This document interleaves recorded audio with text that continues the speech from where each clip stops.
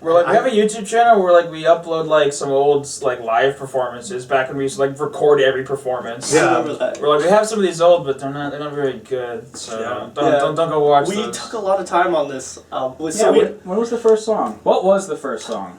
Like written for the album? Yeah, their first song ever is on the album. The first song they ever It's the first track, Soft Targets. That was the first riff that I ever wrote that I brought to Tyler. Yeah, that one. And we at that point we were like writing a bunch of new stuff, and that song was just older and just not really like. We still don't really feel like I don't know. I love the lyrics of that song. Yeah, but I couldn't even tell that was the first song you guys wrote. Honestly. Yeah, I mean, honestly, don't take offense. I thought the first song was Skeet Shooting, just because it's like so like. Yeah, I feel like everybody's first song is kind of just like it's either like. It's like figuring it out. But yeah, absolutely. I didn't think Soft Target sounded like you guys were figuring it out. Yeah, you can hear it in the instruments a bit. It was more. Let's start with Martin. Yeah. He really adds like a layer to our music. Like when Tyler's in the band, I absolutely love Tyler. He's like a good friend of ours. But the drumming was like sort of sporadic with the way that me and Cooper were like adjusting to play with each other. Yeah. And Martin like locked into our sound and like. You're missing a key factor. I had nothing else but drums for like a solid 5 years where I didn't do anything. I had no social life. You were just drumming? No friends. I just drummed. That was it. Yeah, so without his version of drumming Soft Targets, it definitely sounds a lot more like we've had like 5 different levels of recording. We recorded that like 7 times. Really? Yeah. And the older versions of Soft Targets definitely aren't good. There's demo CD versions of the older songs. So we had the first time we did it was right after I joined. Mm-hmm. They were like, "We're trying to record an album." I was like, "Okay." What year did you join? I joined in December. I think it was December 7th, 2019. Okay. Mm-hmm. Sometimes I have a really good memory for dates, but I could be wrong on that. No, I don't remember the exact date, but I remember it was in the winter. Yeah. And the first show that you played with us, where your official member was at the Bar and Grill, the 603 in Dover. Yep. Oh, okay. We were playing with New Hampshire legend Johnny Earthquake, actually. That's right. Oh yeah. Play with them. He's like a rockabilly guy. I know him. He's like the pirate. Yeah, the pirate. I know you. I've heard of you for a long time. Pirate guy. Opening up for him was actually Eric Kukler was the bass player for him for a while. There's a music festival up where I'm from, Jerry Jam. They played there. Oh, they also nice. did a bunch of the local stuff. They did stuff in Keene. That guy's been around forever. Yeah, my parents were... Did we? Yeah, we played the New Muse Festival in Nashville. Right. Yeah, they got vinyl out. Like he used to be on a semi-big label in the 70s. Yeah, He's been around. My parents were in the punk scene and they played with him. Yeah. Too. I was gonna say, didn't like someone where you used to work? Well, no, my uncle knows someone I think who used to be in the band, or he knows someone who is like friends with the band at some point. Yeah, so he's been everyone. Yeah, they've been around. He is a local legend. Yeah, it was very cool. It was very I cool. mean, we all know about him. Yeah, definitely. Yeah. But we don't know his name. We're like, oh yeah, the pirate guy. Yeah, I joined, the pirate guy. and then we recorded, and it sounded terrible, and then the pandemic happened. So we had a bunch of break, and then the summer of 2020, when things kind of like resumed, we went in, we did more stuff, and we recorded a bunch of stuff, and then another hit of pandemic happened, and we kind of had time to sit and look at it, and we were like, oh, we're actually not super proud of this. And then we went back, and we started like pre-production style recording. Mm-hmm. We were like, we have like better equipment now. We didn't really, but we were trying to have better equipment. Yeah. And we were doing like pre-production, and we were writing a lot. Can I ask gear? This is like spring 2021. Gear. What gear? Oh, gear. So, that's a fun question. So at the time, we were still trying to do live drums, and we had just a bunch of just like random like cheap stuff, like things that I could say the name but nobody would care because it's like Amazon Basics type thing. And then Focusrites are what we use to record like the actual interface. Did you still use that for the one that got released? Yes. Focusrites? Yes, but for the drums, that's the biggest gear change. The thing that actually made the album begin was one day, by chance, in June of 2021, we were in a Guitar Center and we were in the drum section. And we go to Guitar Center a lot because I break things a lot, so we have to go there often. Mm-hmm. And there was this little kit. It's over there. Yeah, it's sitting right over there. It's just off camera. It's the electric kit right in front of you that looks like a guitar. It looks like a Guitar Hero drum kit. We saw that and we were like, it's $80. Or it was 125. It was 125, yeah.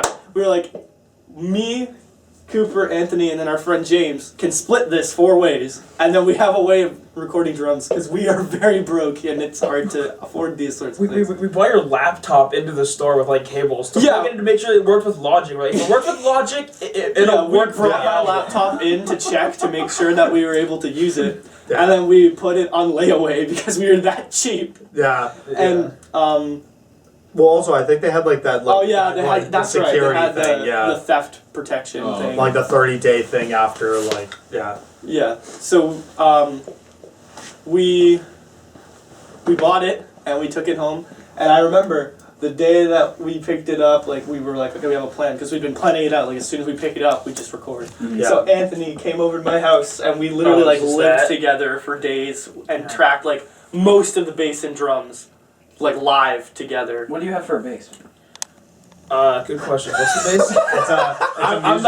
It's like a Music Man sub-series. Sure. Yeah, It's similar to the bass that he used. One bass? You got one? I have. You used that for the entire record? For the record, I have that one. I have a fretless that I used to play at shows. It's like an Ibanez. Yeah, it's an Ibanez over here. Yeah. And then I started realizing, well, I don't play it very well because I'm not good. So I'm like, how about I get a real bass for a bit, and then if I want to use that for something else, I can. So, A real bass. Not bad at aim high, you know? Yeah. What do you have? You recorded with a couple of guitars. Yeah, I recorded with like an Epiphone SG, like the worn brown, and the only reason why I got it is because Ian MacKay of Fugazi, like that, he had like that's that exact, that's like his sort of guitar, and also my favorite color is brown, so I used that mainly because I had like the best tone, and then I recently picked up a Fender Starcaster, and it was like my first like... Like the white one?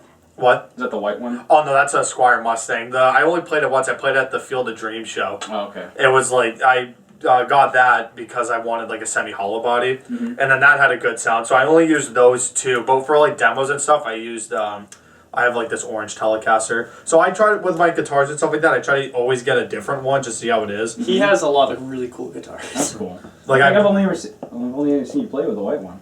Yeah, I was gonna say I had the white one because I bought that for my sister. And she was all like, "Oh yeah, I'll try to learn." And then like the guitar was like, it was kind of like a piece of shit. I ended up bringing it to Guitar Center, and it's the most money I ever put into a guitar because they had to replace like the nut and all the frets, readjust the truss rod and stuff. But ever since I got it fixed, I always try to use that one just because it's more sentimental to me. It's like how you've never seen it, but my first guitar I always play with. Every time I write something, I have like a Fender Squire like Infinity series. Okay. That's one that my dad got me, and every single song that we ever wrote, I think, was on that. Really? Okay. Yeah. What heads and amps are they over there? Did you? So we for recording we didn't use amps. We went all we DI'd. We actually we found a thing called Amped Roots, which is a plugin that you can use that was made by the guy Fluff, who's like he has like a YouTube channel, but he also is the guitarist in Dragged Under. And James found that. Right. And he sent it over and was like, yo, this is like perfect. And then we loaded it up and was like, wow, this actually sounds pretty good for a free Amped Roots thing. Yeah. And that's what we did. And I think we used my guitar on it, didn't we? No, I played your guitar for the guitar track I did. Yeah, for Rather Play Baseball, I think you used... I used your guitar. Yeah, you did, yeah. You flipped it upside down and you did like that lead or whatever in a... So, yeah, we recorded all the bass and drums. Almost. There was a couple songs that we were still writing. Drums are live though, right? Nope. The drums. Really? So the drums are that Guitar Hero thing. Yeah. I'd pick it up, but the cymbals were live, and the drums were all that thing. Yeah. Which, by the way, is really hard to play. Yeah. What? Yeah. It's very. So that was another part of the tracking the bass and drums first thing. Was there was a lot of time spent with me and him. And him having a lot of patience for me trying to figure out how I'm supposed to play on that thing. I want to be able to pick it up, but I don't think I can get it out. Yeah. It's a sight to behold. That. That's really cool. Yeah. Well, so a lot of people in the industry nowadays, from my reading, I could be completely wrong, use electric drums because it's easier to control, and there's a lot of great plugins out there, and it's easier to control if you're like on a budget studio. Yeah. And it sounds the most natural that it ever has. Yeah. So like, and it sounded a lot more natural than the way we used to have to record because of literal, like, we'd run out of mics, so we'd have to record cymbals and drums separately. I remember you telling me that too. Yeah. That was awful. Like that, and it sounded 10 o'clock right, at night, all you hear is... Yeah. And we're like, oh my god, we just finish this, please. And then afterwards it's just or So whatever. it's obviously out of necessity, but I feel like all the people that you guys idolized did a DIY too. Yeah. Oh, absolutely. Yeah. Yeah, absolutely. Yeah. It's out of necessity, but it's also one of those things where like It's like necessity, but prideful necessity. Yeah, it's Yeah, like absolutely. it might not sound as good as it could sound, but we made it sound as good as we can make I mean, it I sound. gotta say, Stalled on the Starting Line, that song sounds massive. And just finding out how you guys made it is like really impressive. I appreciate that. 'Cause, I put that song on and I compare it to like other professional, like you put on Seether and then you put on Stalled at the Starting Line. It's like that song, you know, it might not have the cleanest production, but it just physically sounds bigger. Like, it sounds like a massive song. Yeah, and that's a huge compliment because I was gonna say we don't Top really. 5 songs of the year for me right now, like starting out. I I- love that song. Dude, I Such a good appreciate song. that. Thank you. 50-50 shot. Yeah. I That have was a funny story about that song. Was that the last song recorded for the record? It was one of them. Was it the last? No, The last it one wasn't. was Northeast because Northeast we is weren't the last weren't one. done writing them. But that one, I remember we'd played it live, but I'd never heard the vocals, and neither had Anthony, because we'd only ever played it live, and you can't really hear vocals live. So I'd never really Yeah. I didn't really know how, because I like the riff a lot. I was like, it has like a Foo Fighters quality. It's very like big. I And love what me and the Anthony were doing cadences of the rhythmically. lyrics, like it's like Yeah. That's it's like exactly a trombone. 50-50 shot. Yeah, see, but we had, like, me and Anthony didn't know that that's what it was. So I remember we sat down at the computer to record the vocals. I remember the second he started, I remember being like, whoa, That's what's happening. what the heck? That's so good. Yeah. I remember being physically like, because we had already made, like, Baseball was the plan for the first single. And I remember literally as we were recording that, I was like, this should be the first single, but we already have this in motion, Yeah. so I'm just going to bite my tongue on it. Oh, I love this song. It's a great song. But I wasn't even there Thank you. when No, we did you the weren't. vocals. You We heard hung the out- song. When we hung out later, like I showed up before Cooper did, and you were like, "Dude, you have to listen to Cooper's track." And I'm like, "All right, it's probably just like a Cooper thing." And then I hear you the way you're screaming, and I'm like, "What changed? How? Since when were you capable of doing that?" Yeah, exactly. And It was just like when he came let out out of those nowhere. screams, I Oh, was yeah. literally looking at, like, I think James was there, and James was like, I remember like, what? When This I is was- coming from the guy who says he doesn't like hardcore. When I was listening to Northeast soundtrack, it was like the second to last screen. I think is the longest one. I was just like, Yeah, that was my intense. girlfriend was next to me on the couch. And we were just like, what the? Yeah. He does it. He in did it one live take. too. That's He did it. He did it. Yeah. You did it in one take and then doubled it. Yeah. Yeah. And I'm like, "Oh my, how?" So you just can kind of you do stumbled that? into the fact that you could scream remarkably well. I have, well, the thing is, too, is that, like, the way that I write songs, I always try to do it differently every time. So with Stalled, I'm like, we don't really have, like, a song that's just, like, 110%, like, just overdrive, just, like, constant, just loudness. Yeah. So, like, Stalled was, like, the really thrashy one. And then that's where I, like, try to, because I'm a huge, like, person when it comes, I like indie music. So, like, Yeah. that's why I was trying to, like, pride more of, like, my notes and singing. But then I'm like, I've never tried this. So I tried it, and then they really liked it. So then with Northeast, I was trying to write a chorus for that, and like Martin just like, oh, like considering that song also has like a Stalled fan where it's just kind of like a big like fuck you, Yeah, like yeah. just do scream. So I just like belted it, and I almost passed out doing the last scream because like the last Yeah, scream it because it was like sounds like Yeah. you hit like a point where it's like not supported anymore, but you're Yeah. still holding it. yeah, I I was was like, Jesus I Christ. was either like having my hand in my back pocket, I was holding the headphones, I was squeezing You hold so that. hard. You squeeze. He like literally like. It looks like he's trying to like scream away something. Yeah. That transferred on record like perfectly. I feel Oh, like. that's I awesome. remember yeah. I put it on the first time and I was like, is he just gonna scream? And then he did. And then my girlfriend started laughing. I was like, fuck yeah, that's like exactly what I wanted Was that to the do. song we played live? We did like that death metal like. Oh no, that was Stalled. Was that Stalled? Yeah. There's another scream we learned he could do. He can do like witch highs. No way. So I'm a big metal I did. We head. did it on accident. When we And he were doesn't playing even know what it is. I was like, No. we were in Utah and we were playing with a death metal band and we were playing Stalled. And because of the higher elevation, he was having trouble with like his oxygen. So instead of just like a normal person like me when I played that show, because I was singing in take one, I was just like, when he does it, he just lets out like this like, I literally remember behind the drum kit being like, You can do that. Yeah, I think there's a know. video of like that your dad got of us playing, and you can see both me and you just like look over at Cooper like, fucking, where'd that come from? Yeah. The hell? Crazy. I mean, you guys have been together, have been actively writing and playing since 2017, right? He has. I have, in terms of You've like been us being- singing for like 5 years, right?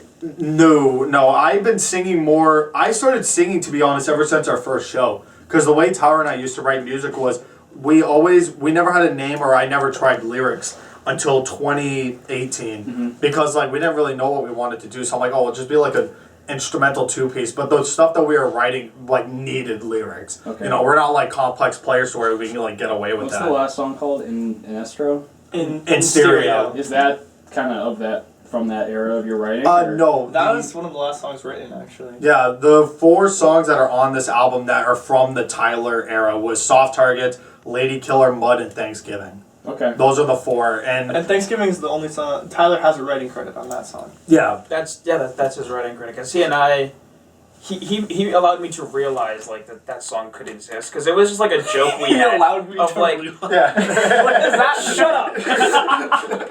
Cause like it was just like a joke we had. Like me and my friend Ethan were like, oh, dude, there's no like Thanksgiving song. So what if we were just like screaming about like stupid Thanksgiving things? And the line "drink the gravy" is like a thing my dad used to say he would do as a kid. He's like, back in my day, we would drink the gravy. We liked it so much. Yeah. Drink it. video. And then me and Tyler were just like playing, and Yeah. I did the stupid 2-note bass thing, and Tyler's like, oh, that's that like Thanksgiving song, right? I'm like, what are you talking about? And then he reminded me of the joke. I'm like, oh, I guess it is. Yeah.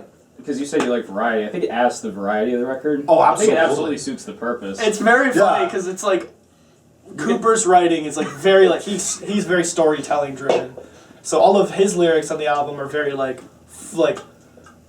story, like they tell stories and it's like little snippets of things. yeah. And then my like lyric writing is more so like first hand, like first person recounts of memories. Yeah. And then Anthony on the record, he's like, Steve Harvey just really pisses me off. There's Steve Yeah. Harvey, and then there's diarrhea. So Yeah. I that's remember that about it. whole Stephen Harvey moral compass thing was like, what, 2017? Like 16? Like when that really became like a viral thing? Yeah. That So was it's just such a... That was literally one of the first things that we ever had a conversation about. Is like, I don't know Harvey's a how hypocrite. Steve Harvey Yeah. came up, but Fuck he you, literally, Steve Harvey. dude, Yeah, fuck you, Steve. Well, I was Harvey. watching a video that it was came out talking of about it, and I'm nowhere. like, yeah, He I just forgot started about that ranting guy. about He's it a for like sellout. an hour. Yeah. He's a sellout. And then the show actually, we first introduced it because we were setting up gear. It was at Justin's house, Justin Stone, and he's a great guy. But we had a we're basement mic show. checking, and they're like, Yeah. Anthony, just talking to the mic because we have to check it for Thanksgiving. So they're like, just talking to the mic. I'm like, I don't know what to talk. I'm not good at just like naturally talking when there's like nothing to like talk about. Yeah. And Martin's like, Anthony, just do the fucking Steve Harvey rant.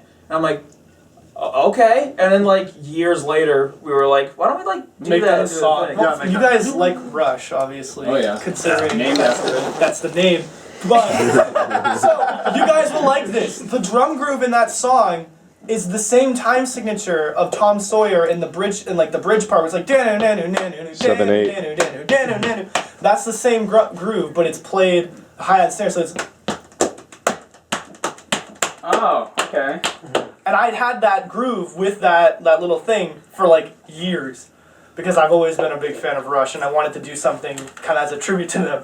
And funnily enough, it came out in like the least Rush way, Yeah. with like That's a. their silly humor, though. Leave Oh, that yeah. thing alone. Like, That's- they got little silly That's true. tidbits. That's true. Oh, yeah. Right? They got little silly tidbits, Casey? Little tidbits? More so on stage, but yeah. They're goofy boys on stage. That is Oh, true. that's That true, is yeah. true. Yeah, then I remember when we were coming up with the bass line, I was sitting there like, I don't know what the fuck. Oh, yeah, I for played this. the And then, bass on and then that. Martin was Yeah. like, oh, wait, I think I got something. And then he puts up, and he's just playing one note the whole time. And I'm like, dude, out of every song, you're like, oh, I have this really interesting thing to do. And then he just played one of like, bruh, you're going to take the bass of me to play the one note. But it works out great because I can't talk and play at the same time in the slightest. So all I have to do is just sit there and occasionally hit that one note of that string and just ramble on. I don't even have to think about anything. When Yeah, we saw it's you great. guys at the Townsend show and you started doing that, it was just such an unhinged. Like, is that is that what you guys? Not really for the record, but live. Were you trying to get like that unhinged, like Yeah. sporadic, like? Oh yeah, absolutely. One of my favorite sauce on the side moments is when we were playing the show for Quincy and you said, Devin, what did Devin buy you? He bought you. Oh, Anthony bought distilled water. Yeah, that's. Yeah, he bought. That's great. There be like, hey, let's go get water. I just bought the cheapest gallons of water I saw. I didn't rate it or anything. That's what they use for like humidifier. Yeah. So Dude, I it doesn't remember actually hydrate there's because it doesn't have minerals. It's awesome. So we have like a family calendar that's just a Kindle that just goes through different photos in my dad's camera roll. And that photo, there's a photo of him drinking that gallon straight from the gallon. And I just like every once in a while I'll go to like get a snack, and on the fridge will be a picture of Anthony in all yellow with a jug of distilled water going like this. It was amazing. It's funny because I didn't even know what that was because I didn't know what it was either. When you told me, My dad uses that for his sleep apnea machine. And then I was like, oh, I'm an idiot. It was cheap, so I thought, Yeah, we're on stage, we're all like, oh yeah, like distilled water. I was like, so it's water. Like, we need water. Yeah, it's like, but it's not hydrating. I went, Well, I oh, did fuck that. you, why'd you do that? Like, my throat. I'm like, I didn't fucking know. Yeah, that was funny though.